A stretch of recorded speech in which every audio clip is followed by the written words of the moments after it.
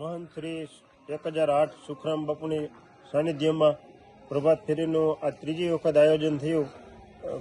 પૂરા શહેરમાં બધાય રામ નામ સંકીર્તન ભજન કરી અને પાછા પધારેલ છે. છે અને બહુ જ મજા આવી. ભાઈઓ બહેનો ને બધી સંખ્યામાં ખૂબ થાય એવી મારી પ્રાર્થના છે. જય શ્રી રામ. સીતાબેન ઠાકોર.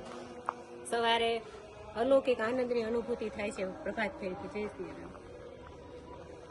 જય શ્રી રામ. પ્રભાત ફેરીમાં ખૂબ આનંદ મળે છે. જય શ્રી રામ. હું કલ્પેશ સુખાનંદી ઝીંઝુડા ગામથી આવું છું.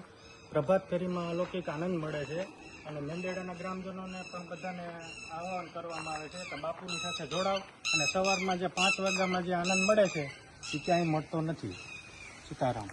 સીતારામ. સરસ. કલ્પેશભાઈ, આપે અમારા મેંદડાના બાજુમાં ઝીંઝુડા ગામમાંથી સવારે 4 વાગે આવ્યા, તો 4 વાગે આવીને તમે પ્રભાત ફેરીમાં જોડાના, તો કેવું અનુભવ થયું? અનુભવ એટલે અલૌકિક આનંદ મળે છે અને આખા શરીરમાં આમ આપણને ઠંડી લાગતી જ નથી. એવું થાય કે બહુ મજા જ આવે. વાહ. જય શ્રી રામ. જય શ્રી રામ.